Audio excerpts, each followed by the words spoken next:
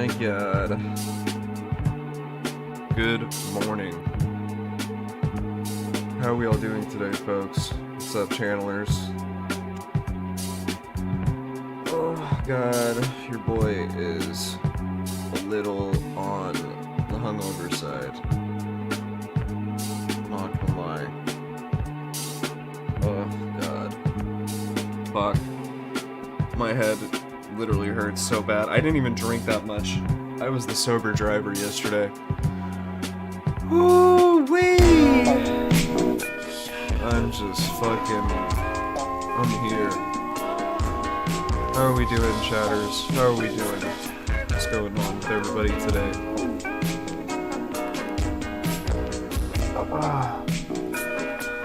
Talking to PF Jung today.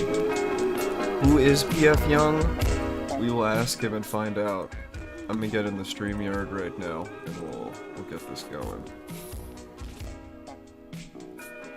I've never even used StreamYard.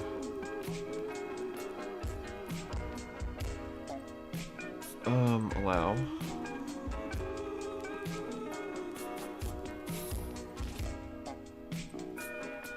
Camera, OBS virtual camera. Let me see.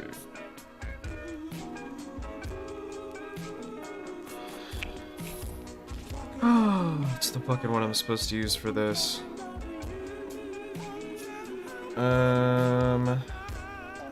It's great content, I know. Give me one sec, I have to, like, fix all this shit. Line 1? Virtual... Hello? It's pretty annoying.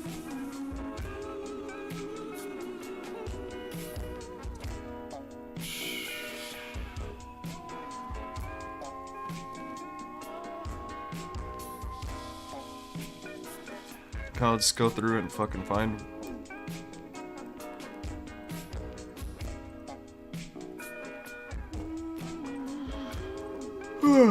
God lord. I've literally never used StreamYard. Why would I use this? Ooh. What the fuck?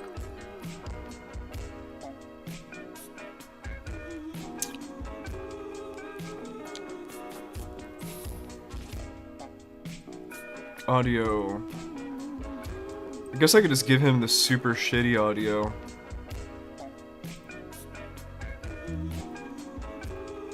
Let's see if I can do... Hello? Hello? Senor Virtual Cable? Did that work?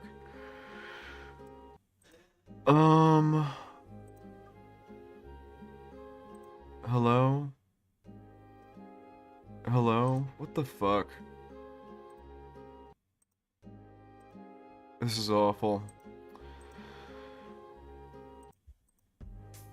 I don't think this shit's gonna work. It's gonna have to use my fucking... the microphone from my webcam. That's pretty weak, but... Testing your speakers on StreamYard. Sounds like they're working. Have a great show. Testing your speakers on StreamYard. Sounds like they're working. It's pretty decent. Have a great show. Oh, we're gonna do it. We're gonna go for it. Climate change perspective. Which honestly, the world's going to come to an end from AGI, so climate change is almost irrelevant now at this point. But I think Jordan Peterson is a little goofy on that. All right, hold on. I think we're talking about Jordan Peterson. Hi. Good sir. Good morning. Oh, I cannot hear you. You can't hear me at all? Fuck. Really? Hold on, let me... Is it me? Maybe I'm... It could be me. I've never used this before. It is me. I hear you now because I had my speakers turned down. So yes. Let me just make sure. Can everyone hear him? I can hear him. Good. Okay. Yeah, I'll apologize up front for just mic quality. I don't know why it's not using the microphone in front of me and it's using my fucking webcam microphone, but I'm like way too hungover to make StreamYard work Unless you fair. got a quick fix. I think we can try 30 seconds here. If you go to, Sure. do you see settings at the bottom? Yep, and I'm in the audio, and I see Mike. And then you can't do a drop down to a different one? I literally went and I selected every other microphone because I use the voice meter potato for all my shit. And I don't know why, but it wouldn't pick up a single one of my other outputs. Is this like All right. semi-hearable? This is fine. No. This is, I don't know why I'm even bothering. This is fine. Okay, based. Um, Good morning. Well, hey, nice to meet you. Nice to meet you too. Are you are also a morning streamer, you said? Generally, yeah. Generally. Okay. Yeah, well, so I'll just give background for people watching. I came across your channel from the mrgirl interview. So we thank can you. talk a little bit about that interesting situation and character. And then I think I clicked on your video and you had this, or clicked on your channel and you had this video about like the feudal hierarchy of online politics, which I normally do not watch like 30-minute long videos if I don't know the channel. But I clicked on it, and it was very good storytelling. It was a very strong archetypal narrative framework, in like the Game of Thrones style, the Kingdom of Destiny versus the Kingdom of Vosh and all that. And so I watched the whole thing, and it was very good. You're a very good storyteller in that regard. Thank you. And then yeah, I just wanted to reach out. But did you, by any chance, see any of my videos? Do you kind of know where I'm coming from, what I'm about? So, excuse me. I haven't seen any of your videos specifically, but if I'm not mistaken, you are a huge Jordan Peterson fan. I'm Right. a former Jordan Peterson fan. Oh, a former Jordan Peterson fan. Yes. I'm a huge Maps of Meaning super fan. But Jordan Peterson, the man, his recent Twitter escapades have made it difficult to call myself a fan. So I made a video saying why I can't call myself a Jordan Peterson fan anymore. Because he's gone off the shit. rails on Twitter. And it reflects poorly on me to say, oh yeah, I'm a big Jordan Peterson fan. And then someone goes, oh, you mean like these tweets? You're a fan of these tweets? So no. I'm a Maps of Meaning fan. So a lot of his like original philosophy and ideas around religion and all that, and pragmatism and epistemology, I'm a big fan of. But I've since publicly renounced my fandom. Are you a Peterson supporter, detractor, or what's your stance on him? His I think ideas, rather, not his Twitter antics, because I think we all agree on that. I feel like if you judged me on my Twitter antics, you probably would think I'm a different person too, Maybe that's not a negative quality, or maybe that's not a positive quality of me or Jordan Peterson or anybody else on Twitter, but for the most part, I think I'm pretty pro Jordan Peterson. I think for the most part. Okay. What would you describe your politics overall? Because I think I watched some of your video on xenogenders, and I came away with the impression that you would have been very left wing. But how would you describe in the simplest sense what your politics are? I think on social issues, progressive. On economic issues, more conservative. So pretty like average milquetoast person. Interesting. Nothing too crazy. Okay. I've switched. It's funny. I've basically switched in the opposite in the last couple of years, where I'm pretty economically left wing in that I think we need to have more government intervention, specifically like in AI and regulating social media and all that. And then become more socially conservative in that. Yeah, I'm really starting to see the value of like, well, this is why, people talk about like family values and societal monogamy and all that stuff. So, do you need to help the person behind you walk at all? Oh no, it's my father-in-law. Okay. He's all just right. he's doing his own thing. Okay. Well, This is yeah, I we didn't say hi to I didn't think based. Yeah, it was this we've had this stream planned for a week, but yesterday just turned into a whole day. So we're just kind of rolling with it. in terms of what, getting sick or just random life events that you had to adapt to? It's just so much, just random stuff that I don't normally do. Yeah, I was just like drinking more than I usually do. Had to pick up a family member from the airport. Just how it goes, normal adult stuff. Nice. Well, let me ask you. This is what I wanted to ask you because you're the feudal. What is it called? The feudal video around online politics. Yeah, Got me feudalist interested. hierarchy of online politics. Yeah. So I have this issue where I think that a lot of the like online politics stuff having to do with like Destiny and mrgirl and all this different stuff, it's a giant waste of time. It's just meaningless drama, and it's like a kind of mental cancer in a lot of ways. There's a part of me that feels that way. And I think it's like, oh, well, because they talk about important issues, this stuff is important to pay attention to, and that's kind of my rationalization. And I was watching your video, and I'm like, the fact that I follow along basically to a T to everything that you made in that video, all the different, like, such and such is a knight of destiny or all that, or Sir Counterpoints and all that. I was like, man, this is clearly an indication that I am wrapped up in a lot of this in ways that more so than I would like to admit, I guess. But the thing from my perspective is because I'm sort of in these spaces, there is a practical element of like, well, for example, if I make a video about Destiny and mrgirl, like, okay, that's a video that would get views. So there's like a practical element of like, that's why I pay attention to stuff, right? Sure. But for like people watching who don't necessarily have a channel, don't give their own commentary about it. I mean, do you think that this is mostly a waste of time, or do you think there's value to it, or what's your kind of perspective?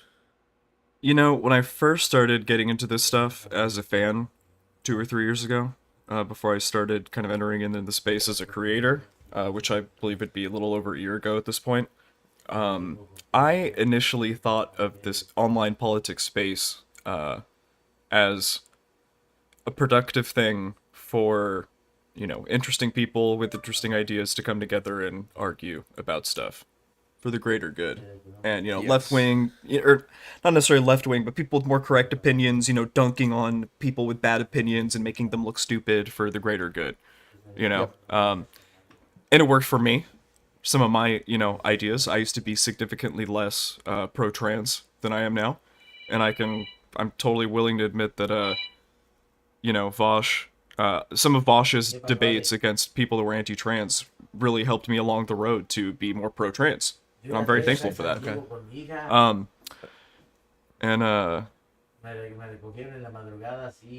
Can you hear this in the background? I can, yeah, I was gonna say. Okay, give me 2 seconds. Yeah, you can take your time, and if you want to turn off camera or anything, or by all means, take your time. Like, how the fuck do I do this? Give me 2 seconds, perfect. Mm-hmm.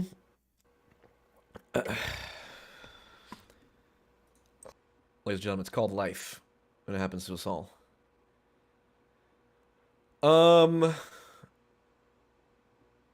What's going on? I see Andrew and Jeff having a rematch in the chat here.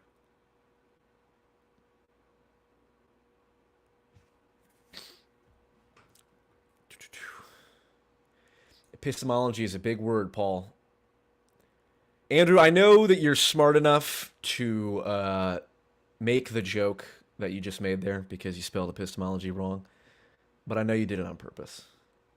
Oh, by the way, Andrew, you were talking to me about phenomenal conservatism, and I went and watched like an hour and a half video on it, and I thought it was phenomenal. So we can talk offline if you want, but if you can get a theological debate on your channel about phenomenal conservatism, that would be awesome, because it seemed very reasonable to me, and it was much more grounded in all of your presuppositional nerd shit that you like. So see if you can find that, because that would be cool. Phenomenal conservatism seemed like pragmatism to me, a seeming, if you will.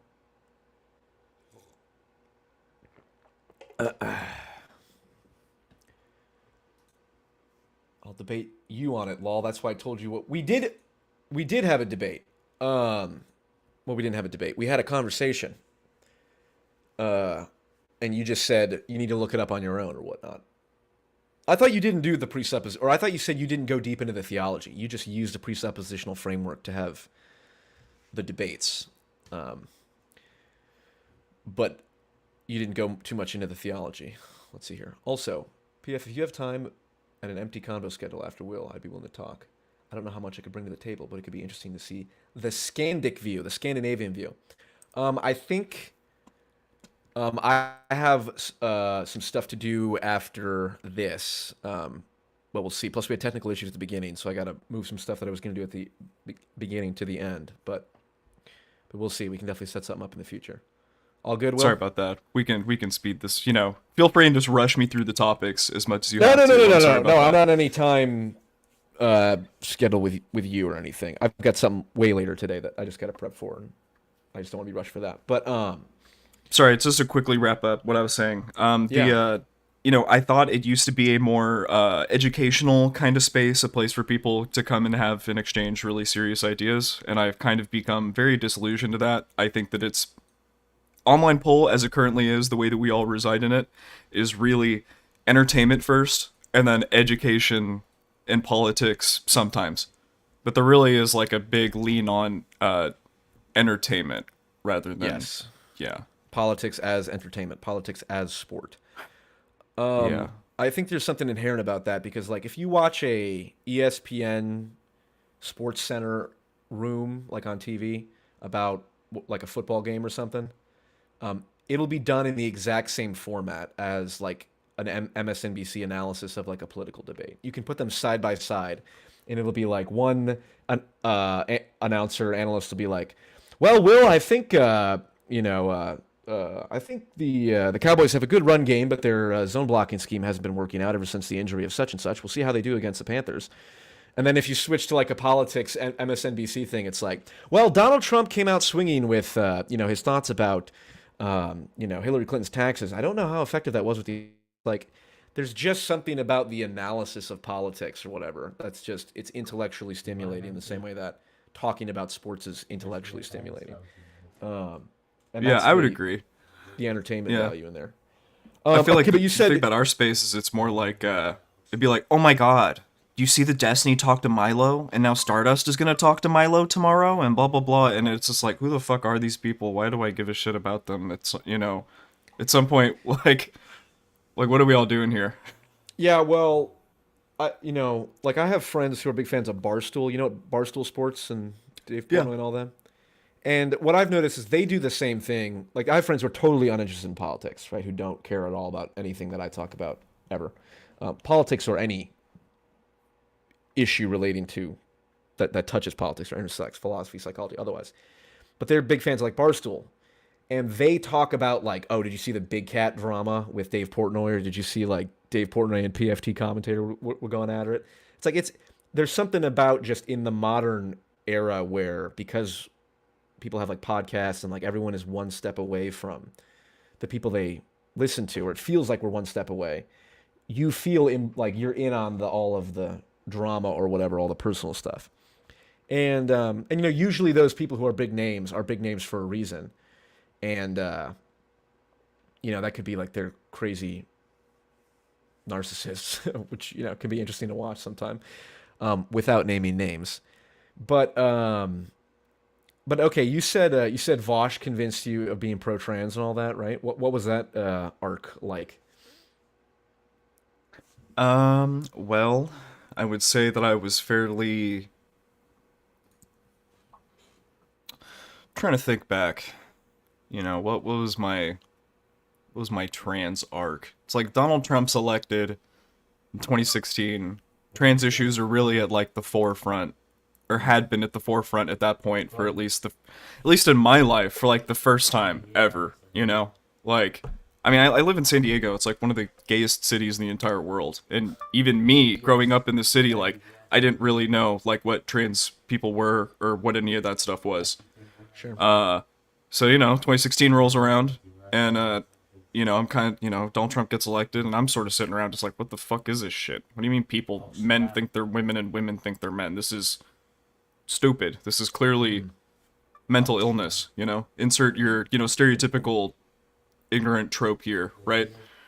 And then it just took a while for me to kind of break out of this like philosophical mold that it's like you must use biology to engage with all of these things. Because when you really, I think the thing that Vosh kind of made me think about was it's like the chair analogy. How do you know what a chair is? Like any definition you can give me of a chair, I can come up with a definition of why it isn't a chair. Right. And Yeah. I know okay. some people Well, think that's really stupid, but for me personally, I was like, that's kind of true. I mean, it Yeah, really this does is- kind of, change your is like perspective on I definitions. think this is what you just described, the chair analogy. It's an argument about, it's an issue about definitions and concepts. I think this is the fundamental issue underpinning all disagreement of all kinds all the time as it relates to like politics or philosophy. This is the Alexander Dugin, like Russia versus the West comes down to this philosophy about, is there an essence of a chair, or is a chair, is a chair just a complete like social construct or something, and all that stuff. And so maybe we can talk about this, and you can tell me your thoughts on this. Like the maps of meaning. So pragmatism is the idea that something is true if it has utility, basically. Like, can I sit in the chair? Then it's a chair. Is a beanbag a chair? Well, can I sit in it? Then it's more or less a chair for my purposes. Is a tree stump a chair? I can sit in it, sure. That all of our concepts are functions of the utility they provide us, right? So like, what is a car? Well, a car is something with four wheels that gets me to my destination, right? It's like, well, we don't need to get any more detailed than that. And so it's like when people bring up what is a woman, right? It's like, again, it goes back to utility. Well, okay, a woman is an adult human female. Well, what's the next level? What's a female? Well, a female is someone with who makes gametes or large gametes and has XY chromosomes and all that. And then people will point out, well, there's always edge cases. What exactly is a large gamete? How large? Or there's instances where there's intersex. So the through line through all of the arguments from the postmodern left is what I would put Vosh under, is that any concept or any definition you give, I will always be able to find you a counterfactual or an edge case that doesn't fit that definition. And then the implication is, well, therefore all definitions are completely malleable, or whatever definition we have is a function of the people in power put that definition there to marginalize people. And like there's some truth to that to some degree, in that definitions are malleable, obviously. But the deeper issue is with the whole postmodern philosophy of like, well, because we can't define women in all circumstances, therefore we should be able to put a male who identifies as a female in prison with women. That's my issue. Oh, It's yeah. like, That's a clear logical utility jump. Yeah. Yeah. But Well, I'm not willing to make yes, personally. I would say that is actually the logical conclusion of that acknowledgement. But like you, for example, are you against putting males who identify as female in female prison? Probably in 99% of instances. Okay. Sure. Yes, that's fair. I would say 99 point. Sure. There may be one random instance where you have someone with no limbs, and for some reason it's cheaper to put him in the female prison. Like, okay, Maybe fine. solitary confinement even. If you're just going to put him in Sure. solitary, fuck it. I don't know. Right, but like generally, and virtually with virtually no exceptions, perhaps not literally no exceptions, but with virtually no exceptions, males do not belong in female prisons, because just because you identify as a male does not make you a female. Right? Would you agree with that? Correct. I would say there are other things. There are other things at play there too, I'd say. Like what? But yeah.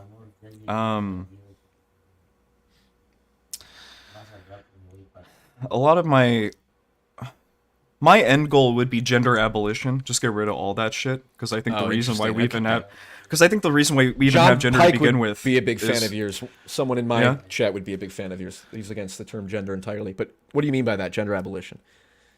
I think that the main reason why we're having so much gender dysphoria currently, and why we're having so many issues, with this currently, is because I think we've placed a hyper importance on gender roles, especially recently. And I think that that's kind of what I think causes a lot of people to feel dysphoria around their gender.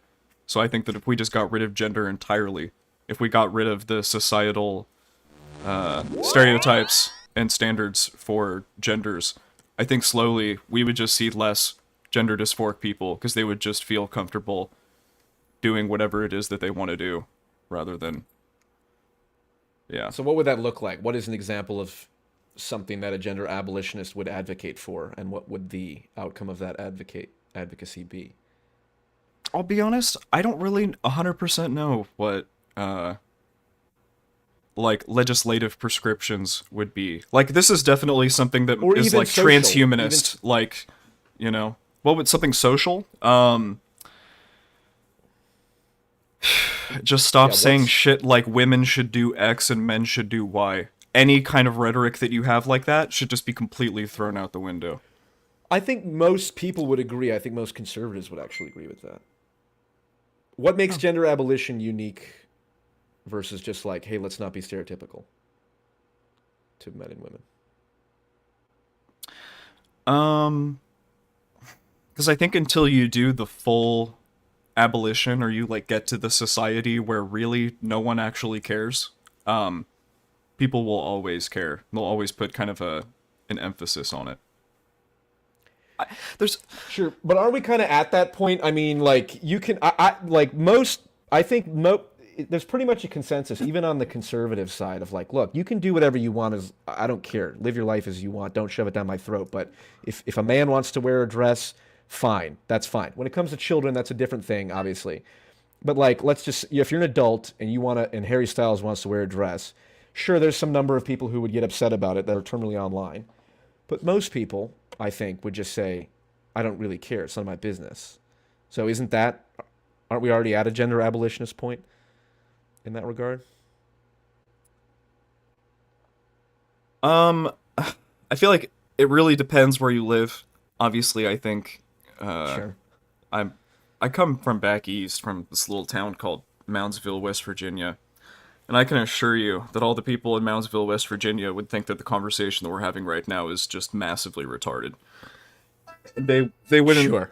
They wouldn't like. There's a lot of people who would think a lot of what I talk about is massively dumb. I might even think that this is really stupid, honestly, to some extent, as a conversation topic. But like I think that it's easier for me to teach my grandma in West Virginia the idea of like, hey, you know, we shouldn't have these stereotypes, blah blah blah blah blah. Because I mean, they do.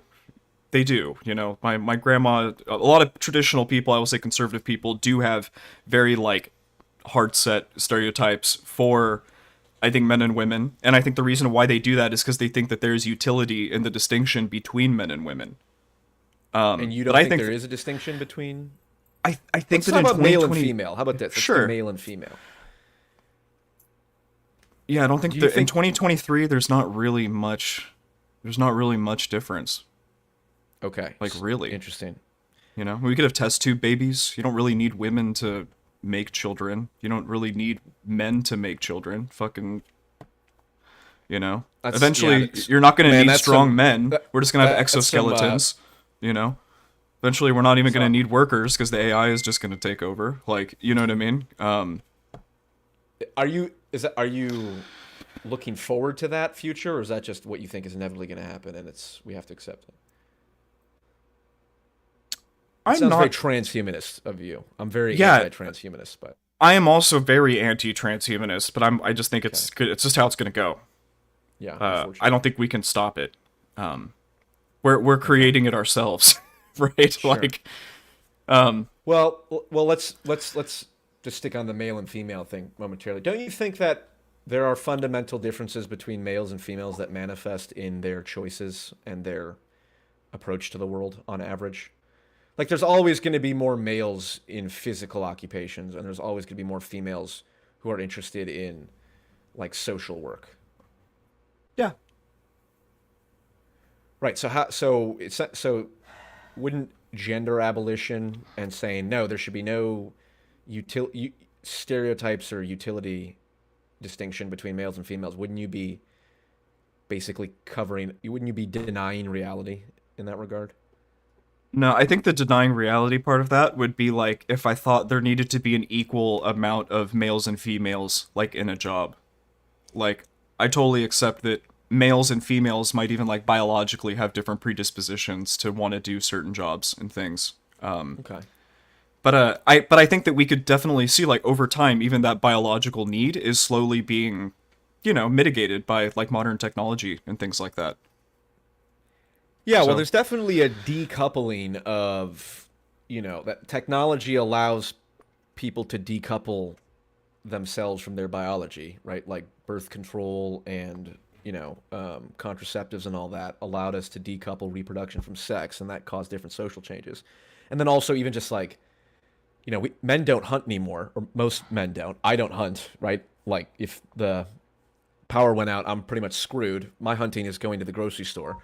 So we've decoupled the original evolved requirement for like going out and gathering resources to getting in my car and going to the grocery store. But yeah, when people say gender abolition, it doesn't make any sense to me, because it's just like, well, we should be against stereotypes, and no individual, male or female, should ever feel like they can't get to a particular or pursue a particular career or pursue something because of like discrimination or barriers in their way or whatnot, right? But I don't know. Gender abolition just seems, because Voss says it, I think it's kind of hard for me to. Fuck Vosh. Kind of hard for me to. Fuck Vosh. Actually, Vosh is one of my best friends. After really? our debate, we had a debate on the Crucible, and afterward he basically said, my guy Paul is real charming and all that. And he said it unsarcastically, which I'm going to clip and put it in my response video to ContraPoints about J.K. It'd be a good Rowling. dono sound. Yeah. Did you see ContraPoints' video, by the way, about J.K. Rowling? The recent one? That's a video for sure. Okay. Yeah, I'll I'm still kind of like collecting all my thoughts on this, because I just recently, within the past couple weeks, I binge watched the J.K. Rowling Witch Trials podcast, because Sam Harris interviewed the person that Megan Phelps, the woman, yeah. And I thought that was like, that's a great podcast, like quality wise, as well as I think the amount of conversation that it brings forth. And I was a huge Harry Potter fan. People fucking said I've looked like Harry Potter for my entire fucking life. I can see that. That's fair. I think J.K. A bit Rowling longer is. hair, but I know. You should see when I get a haircut. It's awful. But yeah, Dude, I'm sorry. Where were we going with this? What, J.K. Rowling? we were talking about ContraPoints. Did you see Oh, recent ContraPoints. video? Did you have thoughts on that? Yeah. I did see that. I think ContraPoints is kind of a huge pussy for like doing the interview for this thing. And then before her thing even came out, she was already talking shit about it on Twitter. And then as soon as it gets released, she makes a 2-hour-long video, criticizing it. I think it's complete bullshit. And I also think the analogy that she brought up, between the, she was trying to draw those, parallels. And I just personally wasn't seeing it.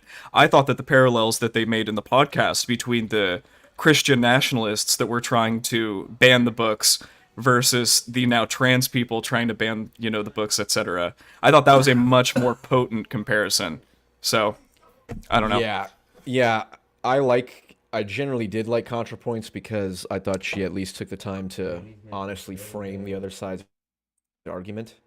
But in this one, she didn't seem to do that. And then she ended it on, she said, like, J.K. Rowling is not the devil, remember. Like, every movement tends to scapegoat women, and there's always a devil or something. And then she goes, the real devil is the Republican Party and right-wing men. It's like, oh my God, what? Like, it's a juvenile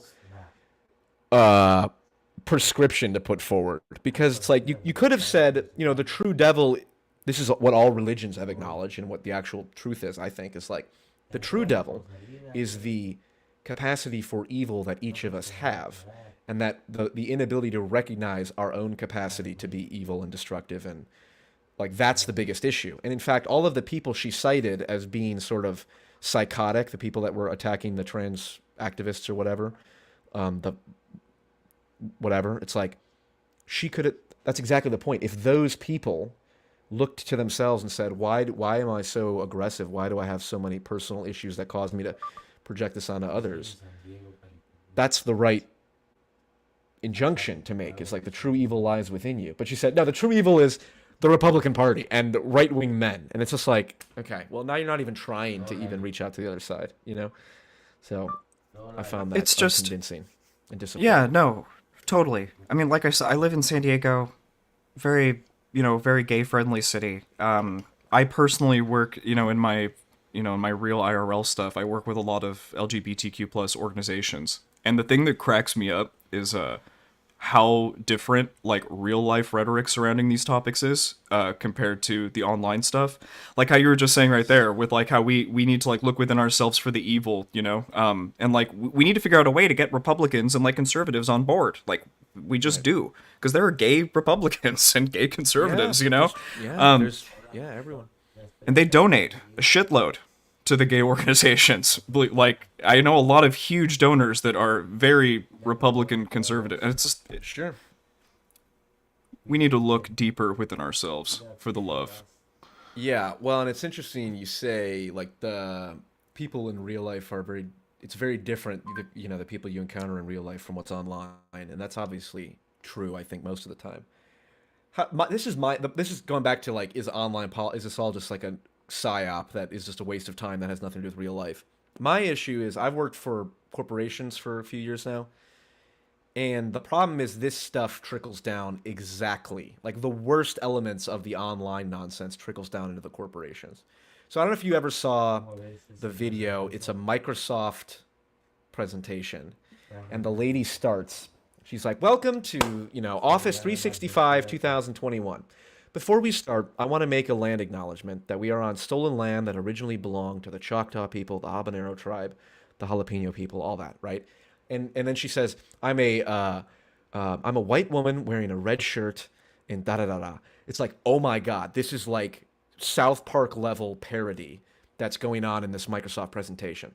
Then at my company, they did that, literally. And I, of course, posted on the internal website with like 25,000 employees on it. Like, this is pretty bizarre. And then the chief diversity officer reached out to me and we had a conversation. And it basically came down to, she said, I don't really understand the pronoun stuff either. It's like, why the fuck are we doing this? You're the literal person who sets the agenda for the whole corporation. If you don't understand all this stuff, why are we doing it? It's because she gets her marching orders from the Human Rights Campaign and all these little NGOs, and all of those people are terminally online, and they all watch all the Vosh debates and all that shit and all that stuff. And it's like, the arguments that happen in these spaces trickle down, and they trickle down in a way that certainly has affected my life. I literally had conversations with the people at my company that, in order to meet our DEI goals, right, we need to hire 40% of people who are Black, Hispanic, blah, blah, blah. We would pay new employees differently based on whether or not they met certain diversity metrics. It's like, first off, that was illegal, and I pointed that out, and people were not happy, and I ended up leaving the company. But for everyone's benefit, I didn't want to have... Yeah, you sound like a real shit starter. On my end or otherwise. I know. Well, I watched too much Jordan Peterson. You sit by and... the cost of not saying something is worse than the cost of just sitting there. But, like, this is my issue. It's the cost of your soul, right? Yeah, exactly. And I see this in corporations and in my real life. So it's like, it's one thing to say it's completely terminally online and not relevant, but I see it is. And, people putting, like, someone sent a genderbread man email to our entire company, like, on Gay Pride Month. It was like, this is, for anyone who's questioning what the current, something like, this is our current understanding of gender. Here's the genderbread man.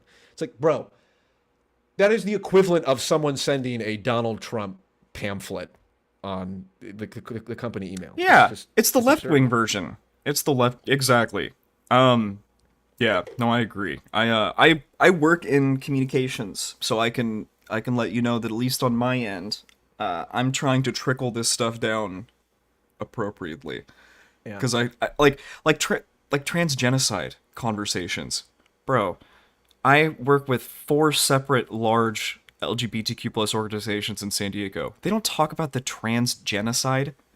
None of them. I've never heard a Trans Day of single. Violence or Vengeance or whatever it is. It's just like, and like, I get it. I understand why people feel this way. And you can call it whatever you want to call it, but it's like the people that are out there, like at the forefront, like really trying to push for these things, understand how rhetorically awful this is for the movement, you know?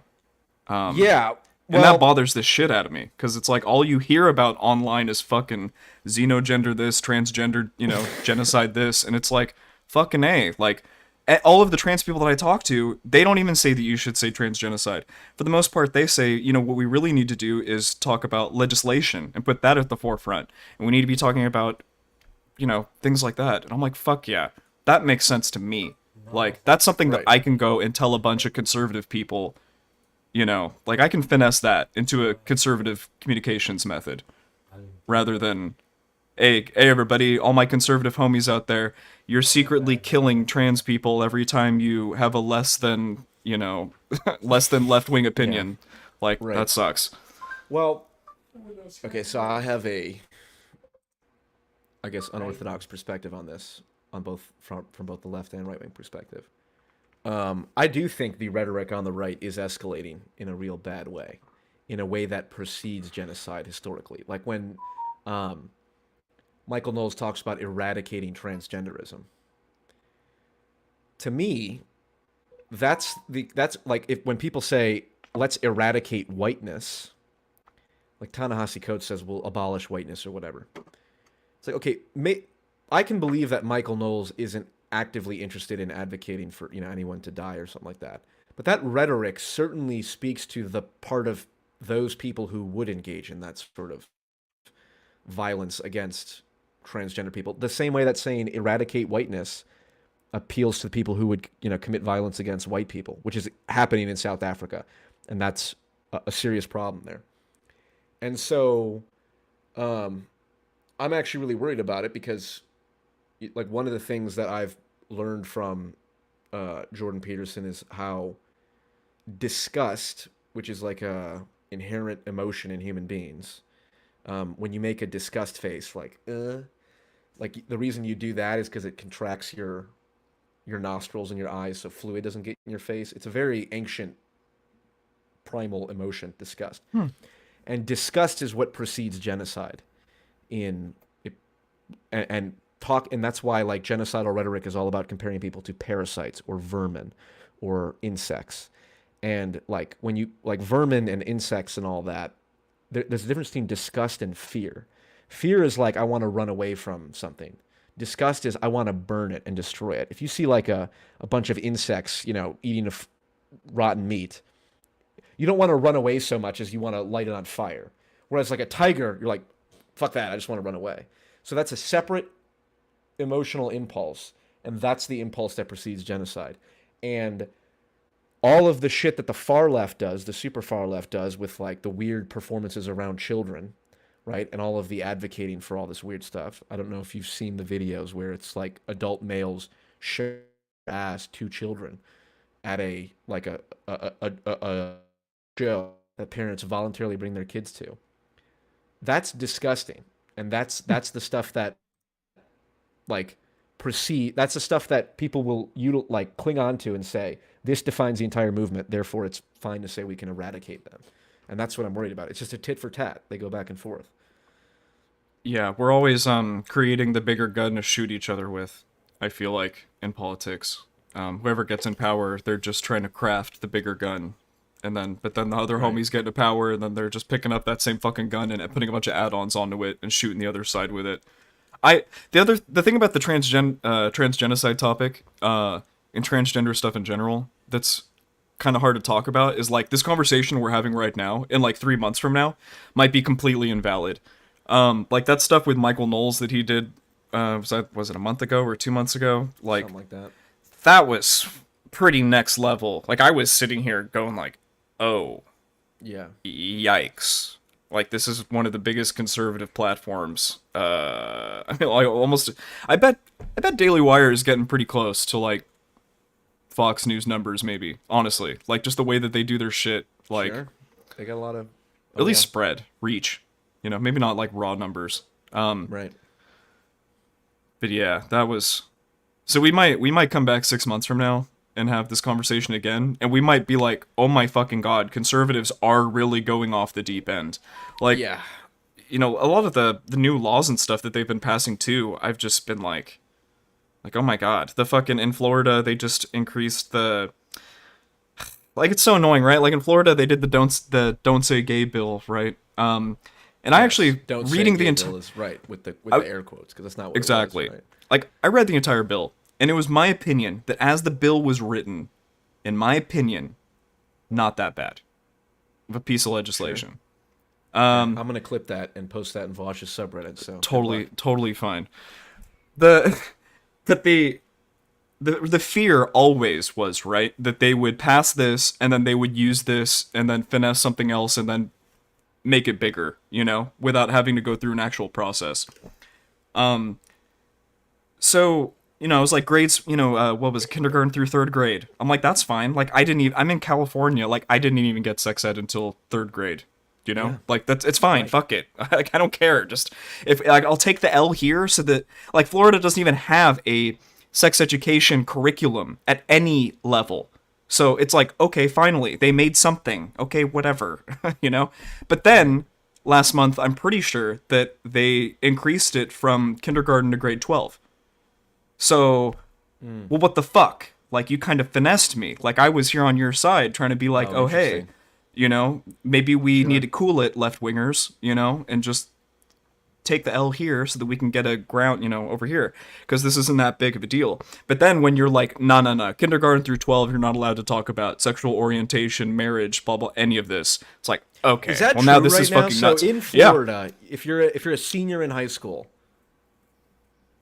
really? K through 12, if I'm not mistaken. They increased yeah.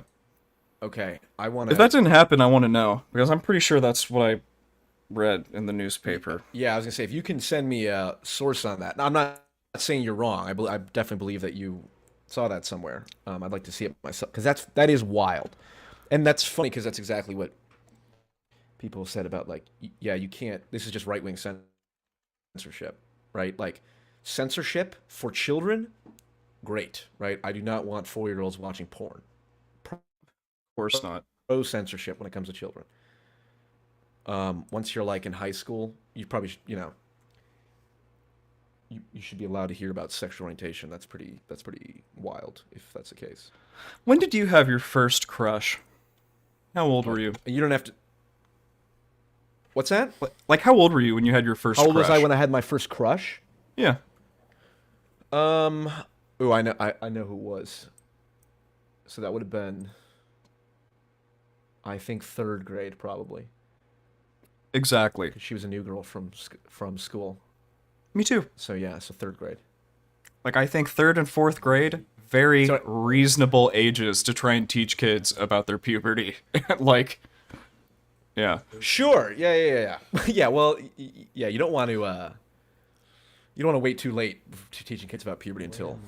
Fuck no. Like, what the fuck's going on? Exactly. You're gonna have like fucking middle schoolers fucking underneath the portables. Like, Jesus Christ. Like, you know, nip that shit in the bud. It is interesting. In junior high, for our sex ed class, they played a video about abortion, and it was a woman who was the product of rape, and the whole message of the video was abortion is bad even in cases of rape. Which is interesting because I understand that point. I don't know how I feel about it exactly. But it was interesting, like, this is a very clear political message they're pushing in what would this have been? 7th grade or 6th or 7th grade sex ed? Playing a video about how it's wrong for abortion even in cases of rape. That's more extreme than, like, Donald Trump in his position. So... That was interesting. Yeah, school stuff is weird. And then, like, banning, like, AP African American history or something like that. It's like, again, look, this is the simplest way to put it. The whole issue can just be reduced to this. Do you believe that creationism should be taught in school? No. Okay. Then however the law is worded to prevent teachers from teaching that the earth was created in 6,000 years in a science class, however we stop that from happening is how we should stop people from teaching like the U.S. is fundamentally a racist organization, a racist society. Everything is racist, or gender is a complete social. However, we stop people from being taught in that framework. You can learn about creationism. I think people should learn in school that there are people who do believe that the Earth is 6,000 years old, and here's why they believe it. They trace the genealogy back in their Bible. Okay, fine. And it should, people should learn about Marxism and that people are Marxist, but to teach things from that framework would be irresponsible, just like to teach science from the framework of creationism would be irresponsible, in my opinion. So that seems like the simplest solution, but... Seems pretty easy to me. I'm down for this. That works for me. I'm looking at your article you said. So-called Don't Say Gay. Let's pull it up on stream.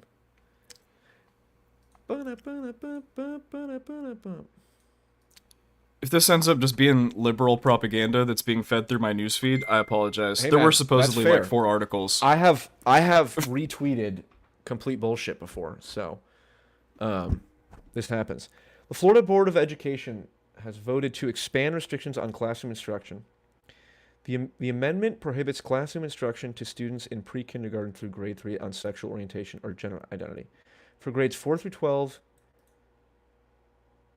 instruction on sexual orientation is prohibited unless such instruction is either expressly required by state academic standards or is part of a reproductive health course or health lesson for which the student's parents Florida Governor Ron DeSantis shut the fuck up, has the option to have his or her student not attend. Okay, so that's saying you can't teach about sexual orientation or gender identity unless it's expressly required by state academic standards.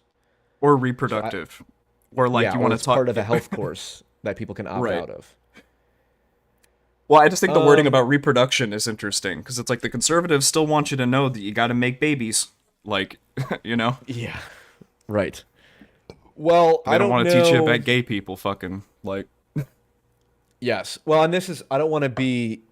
Because if you're pointing about moving the goalposts, it's like, well, first it was nothing up until grade 3, and now it's not until grade 12 with all these qualifications, and then next it'll be no qualifications or whatever.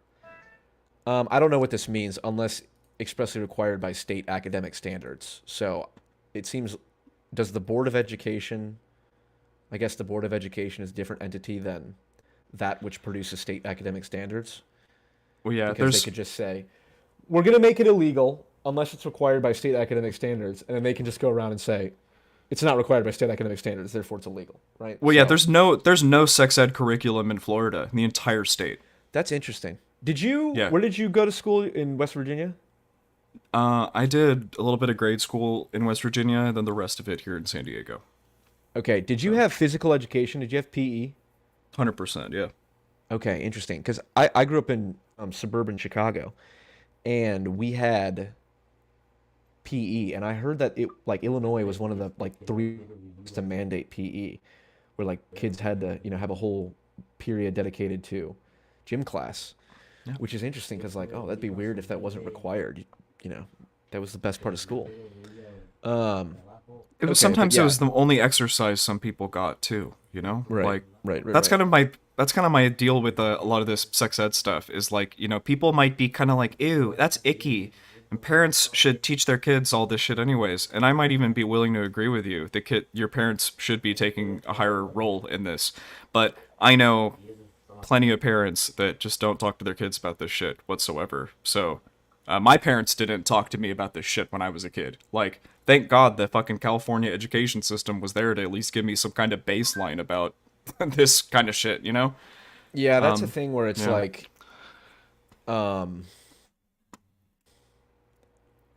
I don't think that a parent should be allowed to not teach their kid science, right? I do think that the federal government has an interest in setting the national education policy. I do not believe that in the idea that a parent should get to decide what their children like parents should not be allowed to say, my kid does not need to learn school or does not need to learn school, does not need to learn how to read or write. I think if you're a child born in the US, in order to have a cohesive social fabric, in order to be one society, you have to be educated to a certain standard so that you can participate in society. And if a parent says, I don't want to teach my kid how to write, well, to you. You have to teach your kid how. Now, you can decide how to do it, homeschooling or whatever, but the actual standard has to be a federal national standard that parents are forced to oblige by. Fuck libertarians. So Yeah, I don't see yeah, how I it can be know. any other I way. agree. I don't know if that's like, it's a shitty thing about humans, but I think most of us are sheeple, and there's gotta be some kind of structure somewhere, you know? Right. Paternalism. I'm in favor of paternalism. The libertarians are cringy in my opinion.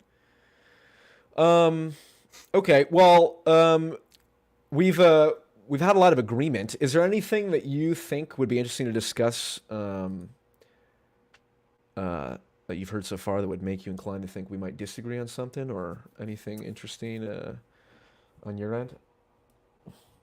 Let's only talk about this for 5-10 minutes max, because I kind of said to myself I wasn't going to talk about this anymore. But what's your dealio on the xenogenders? You believe in xenogenders? Can I be dragon gendered or Toyota Tacoma gendered? I think it has. I think if someone says I identify as a cat or a dragon, that's the same thing as identifying as an attack helicopter. So does that mean yes or no? And has the same. That means if you think if you think the attack helicopter joke was like absurd, like that's ridiculous. Comparing trans people to attack helicopters is like a classic conservative bullshit. It's like xenogenders literally are that. It's complete nonsense. It's just a fad. It's like goth. It's like being emo. You know, it's like this is just an identity thing. It has nothing to do with anything real. All discourse around it is like discourse around, I don't know whether or not the flying spaghetti monster is real. You know. I just hate that I can't get the people that do 100% believe in xenogenders to actually like come to any kind of unified definition of what it is or how you can determine. I'm like, I always ask, like, can anything be a xenogender? And they'll be like, no. And I'm like, okay, well, what exactly are the? That's funny. Exactly. Well, yeah, like, so what makes it, like, literally, like, can I say that I am Toyota Tacoma gendered? Yeah, fuck it. Like, I identify with Bilstein shocks and 8-inch lifts and blah, blah, blah. And it's like, and why do I do this? Because it's masculine. And when you think of Toyota Tacomas lifted, you picture a masculine spectrum and you fall more on this. And you telling me that your Toyota Tacoma truck gendered is at the time a more accurate way for you to describe your gender to me. And then I say, okay, well, what if I'm from West Virginia and I have no fucking idea what any of this means? Then the xenogender people will come to me and they'll say, well, you probably should just tell them that you're masculine. I'm like, okay, so in other words, it has no fucking utility, because if I take it to anywhere that doesn't understand, your buzzwords, it falls apart. So this doesn't actually mean anything. Right. Which goes back to our original thing at the beginning of, like, language as a function of utility, right? Whether or not a statement is true is in part or entirely dependent on how much utility does putting things in that way provide you, right? Like, is it true that my camera is working? It's like, well, if we're able to have this, if it's able to achieve an outcome that I want, then it's true that my camera is working. Maybe it is glitched to some degree. It's not working perfectly, but exactly. Yeah, so if someone else doesn't understand your idea, then it's not true in some sense. And, like, for me, the outcome with trans people is that currently, in the society that we live in, with all of the gender stereotypes, I think that the best outcome for people that suffer from gender dysphoria is probably just to, go through with all of that stuff and to, integrate them. Well, it's like we're so shitty as a society that I can only integrate you as a man into society if you look like a man. Or like I can only integrate you as a masculine person into society if you have masculine traits and want to engage in those traits. Well, I don't know about that. I mean, like, again, David Bowie and Mick Jagger were like dressed super feminine and all that, and they were like celebrities. ahead of their time. Sure, but I mean, there's a lot of conservatives who are fans of Mick Jagger, and even though he dressed like that, and like Poison and all these hair metal bands. True. I don't know. D. Do Williams, you think they would we're still be not like that? Gonna take it. He I dressed mean, those are awful. classic. Twisted Sister. I mean, Twisted fuck. Sister, yeah, exactly. But like, I don't know. I don't know if they'd be into that as much as I don't know. Maybe I'm talking out of my ass here, but I wonder like if you ask like conservatives now, like how do you feel about like is there a modern day Twisted Sister that we could refer to? I that they mean, would I think enjoy? the problem is it's all associated with extreme left-wing stuff. So like, well, people think trans and they assume, oh, it's a political identity, right? Because the Human Rights Campaign and all, the LGBT flag are clearly political organizations and political statements. Yet being trans or being gay or whatever, it's like that has nothing, like in principle and in practice, like you said, in real life, that doesn't determine your politics. Well, you're gay, so therefore you must have a particular stance on climate change. It's like, no, that's a terminally online perspective. So yeah, I think, and in fact, if anything, xenogenders from a utility, the reason it's not true is because it makes a mockery of like, I know people who went through a lot of therapy and then went through gender transition when they were adults, and it's a grueling process just to like grow out a beard and feel like present as a man or something if they were born female. And then for people to say, well, I'm a Zimzer and I'm, no, it's like, okay, you're not even in the, to equate that to gender dysphoria or something like that is absurd, which is interesting because this is one of the takes I'm going to have on my ContraPoints video, where basically ContraPoints chose the wrong side in the gender wars. She could have gone with the trans medicalists who are more correct, that like transgender people simply have gender dysphoria, and if it is the case that medical transition would help them as adults, it's not anyone's right to get in between them and their doctor. How it gets paid for, that's a different issue. There's always, issues around that. Versus the people who say, I just identify as trans and that I'm just as valid of a trans person, whatever that means. Like, that's just nonsense. You're making a mockery of transgender people. And as a non-binary person myself, because I am in fact non-binary, I find it to be offensive that people would appropriate my gender so much, It's just my least favorite thing about transgender topics is just that I feel like we keep getting farther away from like my ideal world if people just don't give a flying fuck what gender you are. Like I find talking about like I don't give a fuck what gender you are. Why do I give a shit? Like honestly. Yeah, I get what you're saying, except for like if you switch it out with male and female, then obviously it's like, well, I don't care if you're male or attracted to female. males yeah, well, Unless I want to fuck you. That's literally that's what it. I'm saying. That's well, like who you're attracted to is a relatively important, part of who you are. Not the most important part by any means, but it is relevant. And again, just going back to like, is it wrong that I would speak to,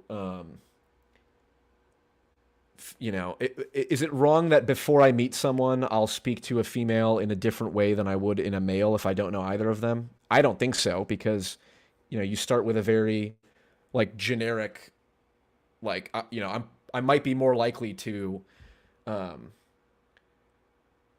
don't know, talk about like sports or golf with a man than I would a woman if I don't know anything about her. But if the woman says, oh, we play golf, well, now we have a new conversation topic or something.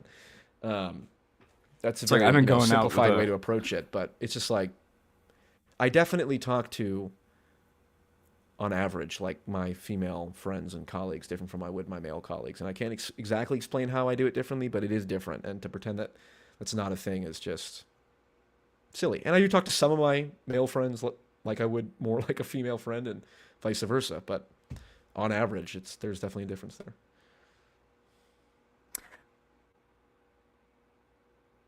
Why? Why do you do that? Because in my experience, like as soon as I start talking about golf around women, a lot of their eyes glaze over. And if I start talking about something that men are not interested in, a lot of the men eyes glaze over. I don't know. Well, do you talk to men and women tonally different? No, of course not. It's way more. Okay, that's kind of more what I was getting at. Like, I understand the yeah. topic deal. I mean, right. Like for like, example, do you talk to women like, differently because you might want to fuck them? depends on the woman, but generally not even necessarily. Like for example, this is what I've said before. I would if I meet a black guy and a white guy, I'm not speaking to them any differently the first time I meet them.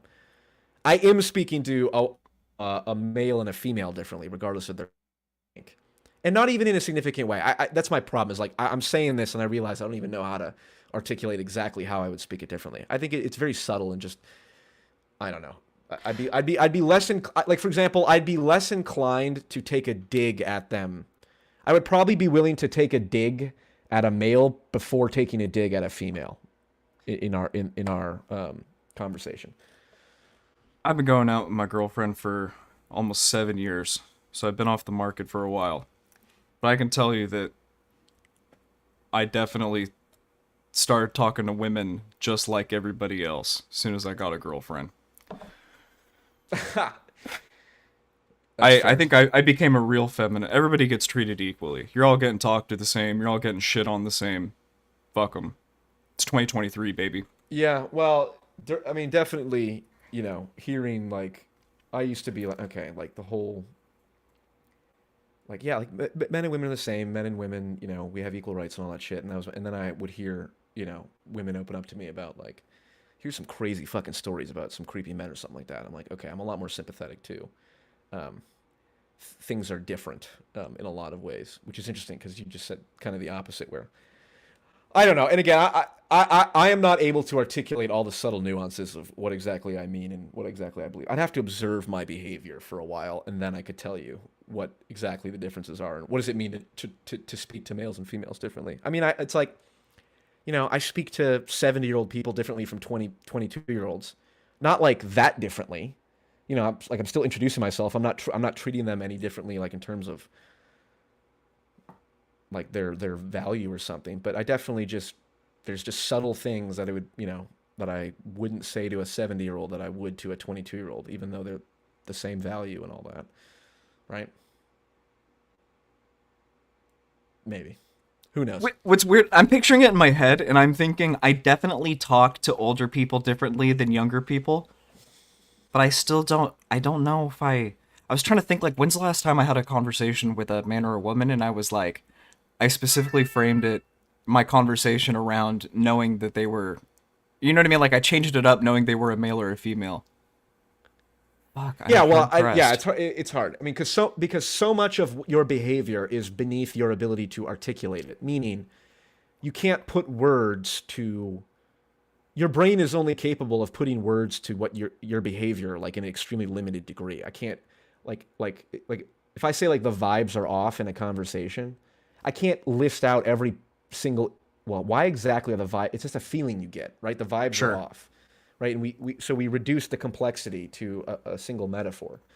So, and I think that's like the vibe is different when I'm talking to a male versus a female. I can accept that. But like, for example, the degree to which I know the person is a bigger factor on what the vibe of the conversation is than their sex. Right? So if I know a female really well versus I just met, I'm going to talk, you know, way differently as a function of how well I know them. But, you know, the gender and all that comes into play. I don't know. It's interesting stuff. It goes back to pragmatism and how to put words to things and all that. But, so we both think xenogenders are stupid. Yeah, I still think xenogenders are stupid. Any final things you want to talk about in the last like 5-10 minutes here, or anything on your mind? If not, that's totally fine. No. We could talk about AI. Do you like AI? I'm really into it. I use ChatGPT for work. Oh yeah, like a big part of it. I code with Chat. I couldn't do the thing that I'm pretty good now at work without ChatGPT. I'm worried about AGI. I think the world is gonna. I think that's how civilization will end. Is AGI. I'm not like the idea that people are worried about climate change is like that's laughable, because we're going to die far sooner from AGI than we are climate change. And this is Bro, how the it's going to AGI work. just take over the factories and be like, all you you want climate change to get fixed? Easy peasy. We'll just nuke half you humans off the fucking planet. Right. Like, This is, and people have a hard time, like, understanding what it would look like for the world to end because of AI. I can paint a very clear picture. Because this is how it would happen.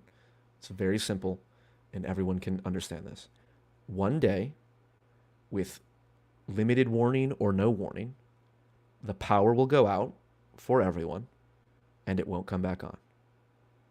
And that's how the world will end. Like someone will use AGI to perform an electronic attack, or the AGI itself will initiate an attack on the electrical grid, overload power plants, do all that shit, and then the power will go out and it won't come back on. And like, is that the end of civilization? It's the end for most people. It's the end for me. I mean, I live in a dense place, and it's just like, like robots won't kill me. Well, they could. I don't know if you saw the police dog in New York. I'm like, we should stop that shit ASAP. It should be illegal to put AI into robots. That's fucked up. But They made the episode of Black Mirror, people. I mean, we got the know. episode to look at. I mean, with the literal robot dogs and the literal I mean, fucking A. Do we have to do the exact episode? Like, I am in favor of declaring a Butlerian jihad, which is what Eliezer, Eliezer Yudikowsky? He's been on a couple podcasts. He's like the super pessimist on AI. is he the guy that did the 6 month, who wrote the 6 month thing about how we should stop doing AI research for the next 6 months? And then come He back might to have it? signed it. He might have signed. I know Elon Musk and Steve Wozniak signed that one. I think that was Max Tegmark, maybe. No, Eliezer Yudikowsky's. Oh, you're right. He says we should He said we should pause AI, and then we should airstrike any GPU cluster that is still running AI. And I'm kind of on board with that in Minecraft, of course, because I would never advocate for violence. But in the same way that, like, for example, I'm in favor of airstriking terrorists who blow up people, right? Like, if we're 100% certain that this person is a terrorist, military force is justified.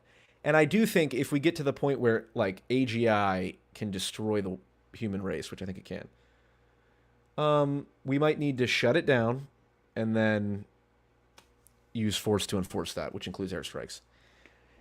And, because, yeah, it's absolutely scary. And I just believe that, yeah, I get, this is what'll happen. It's just one day, the power will go out and it won't come back on. And that's the touch point for the end of civilization for everyone, right? All the water will stop working, all the food will stop coming, and it goes from there.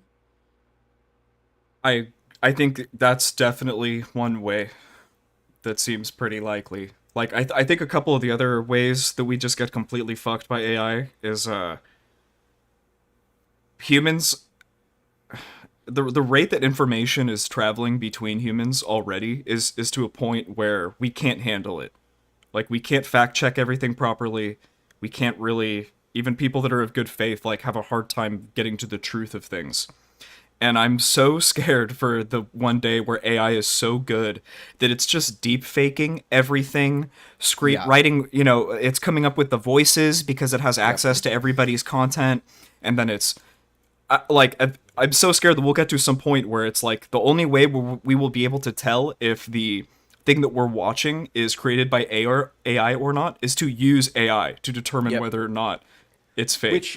Which even that, it's like an arms race. I'm hoping that technology is available. I think the answer is regulation. It should be illegal to impersonate someone else's voice using AI. Impersonation, I believe, is already illegal. There's parody law, so if I do like a impression, like my Morgan Freeman impression, I'm creeping around with Andy Dufresne, right? That's a parody, so like that's not illegal. But if I create an AI and I have Morgan Freeman say something, and it to a reasonable person, it's like, oh, I think Morgan Freeman actually said that, that should be illegal. So from the and like creating false images, like if I think the rule should be, if a reasonable person could not distinguish that this image was AI generated, it should be illegal. Or at least it has to be watermarked or something.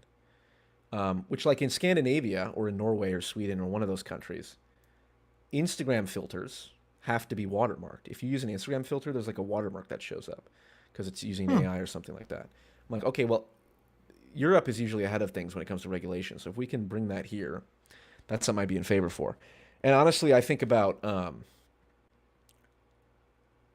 again, going back to the very beginning of this, is online politics a complete waste of time and all that shit? It's like, if there's anything practical that I could do with this channel with my influence, it would be to advocate for regulating AI. You know, like if I could get like a congressman here in Dallas, you know, to like come on and talk about AI or something, or if I could, you know, use my influence, however limited it is, to like get people to start thinking about this, I think that's the most productive thing I could do, because we need to regulate this shit.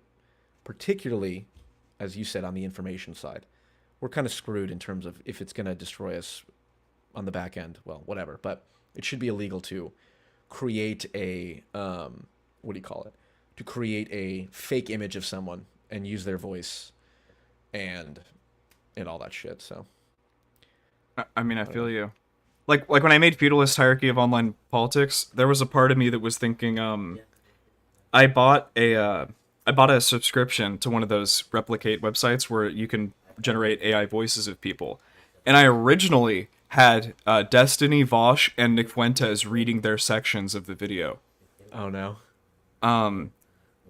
But it was like, Vosh's was fucking perfect, but I couldn't get Destiny's right, and then Nick Fuentes' was a little too off for me. But like, I bet like a year from now, if I made that video, It'd be perfect. Holy shit, it would be right fucking there.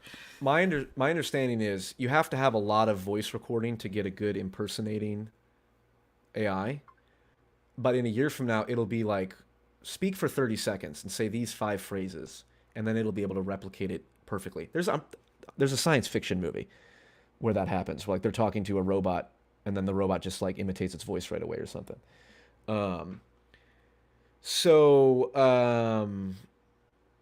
The regulation side, what was I going to say? AGI. Oh, here's the other thing.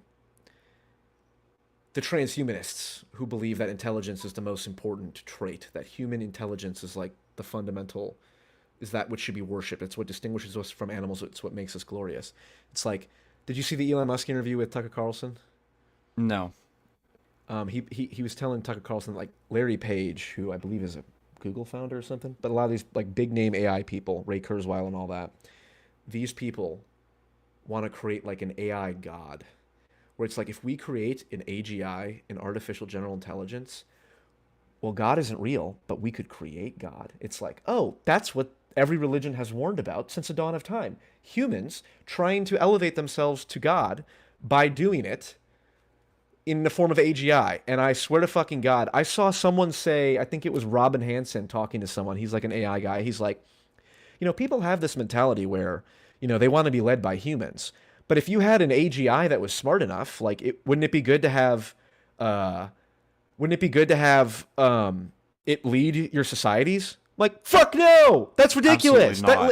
That's worshiping a god. We're going to get to a point where the AGI will be smart enough, and then you'll have entire factions of people being like, well, look, the AGI says it, so, you know, like, we should do it. It's just like, bro, you will have created a bastardized version of God, and you will think it's God. And because all of these goddamn transhumanist atheists who are doing the AI research don't believe in God, they don't believe that there is some underlying unarticulated part of reality that they're missing. And it's just like, yeah, it's goofy. I totally agree. Are you a fan of Lex Friedman? Do you ever watch his podcast? Yes. Have you listened to the most recent one he just dropped yesterday? No, with who? God, it's with a really cool AI scientist. I'm sorry, I'm blanking on his name. Sure. But it was something that was really cool is, you know, he's been doing, if you've been keeping up with his pod, like the past like 5 or 10 people have been AI centered. Yep. Which has been really cool. This most recent guy, the person he had on before was like a huge skeptic of AI and had all these interesting ideas about how we need to slow it down. And then the guy that he had on That's most Max recently, Tegmark, I think. Yeah. Oh, okay, got you. That's the guy who created the 6-month, proposed the 6-month ban. Yes, I need to watch that one. It's in my save list. Yeah. Oh, so good. Okay. Really good. Good. I'm gonna watch it. But the most recent one he did, what's interesting is a lot of the things that they were discussing was Lex kept being like, but what if the AI could do this? Wouldn't it be this? Like, what if the AI has emotions? Then can, he's trying to steel man it. Yeah. And then the guy keeps being like, it's the baggage that humans have that really makes humans special. He's like, it's not just the intelligence. It's not just communication or a chat model. He's like, and we're going to be able to take ChatGPT and plug it into all these plugins, and it's going to be able to do all kinds of crazy stuff. But he's like, but that's not going to be the human element. He's like, I don't know if we'll ever be able to recreate that special human baggage that's like between you and me right now. You know what I mean? Like me having to pick up my father-in-law yesterday from the airport and all of the stresses that comes with this and how that influences my life and my personality. Whatever you had to fucking do before you came on this thing. The AI, I don't think is going to... His argument was that the AI isn't going to be able to like experience those things, and a lot of those things are actually what makes us human, and we should focus more on those things. Right. And we should use AI as basically more just like a virtual assistant. Yeah, Max. yeah. I mean, yeah. Like, dude, bro, he was proposing yesterday about like, he was like, well, Lex, what if we could just create a copy of you, and then when you leave work, this copy of you can answer your emails and communicate with people and set up your schedule and do all this shit. And I'm like, fuck. I'm like, I feel like that's what makes me human, partly, like putting shit on a calendar and making commitments and following through with them. Like, that's human. Yep, it's we're going into absolute fuckery coming up, and I don't know. I think just the stories in the Bible are always stop trying to create intelligence. We're trying to create man, right? We're trying to replicate humanity, and like that's what God did, right? God created man in His own image, and so it's almost more nefarious. Now we're acting like God, and that's fucking every story warns about this type of shit, Well, it's like God created us in His image, but we're also like technically like there's something about us that's also better than God, like better than angels. Like God created the angels, and He's like, you guys aren't as good as the humans. Period. Even because you're perfect. Like because you guys don't sin. We have the one thing that God does not have, which is limitation. Yeah. We want to create an AI that that is not limited. So that's I'm pretty excited. My next video that's coming out next week. I just finished shooting it 2 days ago, but it's like a short film. And it's called Schrodinger's Stash. Schrodinger's Stash, The Observer Effect, AI, and Deepfakes. And basically the premise is that I feel like we're slowly... Like, there will come a time where basically everybody has their own little Pandora's box, either inside of their pocket or on their desktop computer. Yep. Like Siri, if Siri was a genius. But yeah. I mean, yes, but it's like I can't ask Siri to create me the most horrific images that I could possibly think of. I can't prompt it to... You can't do that yet. Right. Yeah. And yeah. So this AI thing is going to be... It's getting wild. It's like people... Who was that guy? I can't remember what his name was, but he was talking about ChatGPT 4 to Lex, and he was like, it's crazy. It's like the most powerful thing that has ever been created by humans just came out last week, and no one is talking about it. Yep. It's like, so true. Yeah, so true. It's like UFOs too. It's like there's all kinds of crazy shit happening with UFOs. I just compartmentalize it. I'm like, I can't dedicate brain power to like following all the stuff with UFOs because if it is the case that they're aliens, for example, it's like, okay, I guess I'll just cross that bridge when we get there. I can't do anything about it in my personal life. I can barely do anything about the topics that I talk about now in my personal, almost nothing. But I can, if I spend a long time and a lot of effort, I can maybe influence it to some minute degree. UFOs and all that shit is just like, man, if the aliens are coming, the aliens are coming, Do you derive some level of your happiness from your ability to make successful and positive changes? Do I derive some of my happiness from the ability to have something? I think so. I certainly feel good if someone sends me an email and says like, "Hey, this really impacted me," or blah blah blah, or this really shaped my perspective or something. If I told you like you were never gonna have an impact on any of the things that you cared about for the rest of your life, would that bother you? No, because I wouldn't believe you. Based. I think I have the will, I believe, to find a way. And whether it's through this channel, I mean, I've said multiple times, like, if as soon as this channel does not appear to be the most productive use of my time, I'll stop doing it, which it could very well be. Right? So I don't mistake, like, doing well on this channel and growing the audience with achieving the outcomes that I'm trying to achieve. You know, I pursue things in IRL that are conducive to that as well. But Good. yeah. Every streamer should. For every fucking hour one of these filthy streamers spends on the internet advocating for something, they should spend at least 10 minutes in the real world fucking doing something. Yep. I doing some volunteer work later today. Based. And then I'll come back and finishing my ContraPoints video. Nice. So yeah, it's like a 1 to 10 ratio or something. Time spent on here versus time dealt, but yeah. I'm thinking, last question I'll ask you and then we can just get out of here. I'm thinking about setting up a panel. I want to have discussion with people about J.K. Rowling, and about the podcast, and about this ContraPoints thing, but only with people that I know have actually, like, looked this shit up and watched the stuff. Sure. Yeah, is that maybe something you'd be interested in Definitely, yeah. Well, I think I'm hoping to get the video up by tomorrow. doing? Ooh, We'll fun. see if that is the case. And then you can watch it, and then if you think it's, if I have something to offer, then absolutely, I'd be happy to be on a panel. Which, Thanks. by the way, I'm trying to work on setting up moderated discussions over the next couple weeks, where I want to get more than just one person on a time in a stream. So, if you don't mind, I'll keep you in the list of potential candidates for whatever the topic is. But that's one thing I'm really interested in building out. I think is being like a Prime Kai or a Wick, but for more, what would you say? For more non-mentally incompetent people, I would say.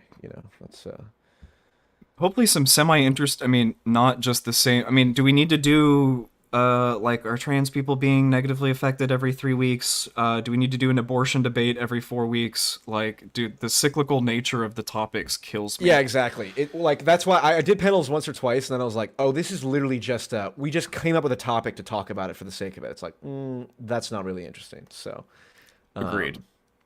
So yeah, but definitely. All right, well, we'll stay in contact, Will. I really appreciate you coming on. Hit me up. Appreciate you, man. Definitely. All right. Have a good Peace day. out, sir.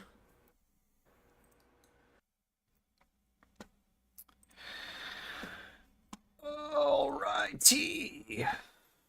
Well, there you go, folks. Another Will and his channel in the bag. Hope you guys enjoyed the conversation. Like, comment, subscribe. And, yeah. I will see you all later. Peace.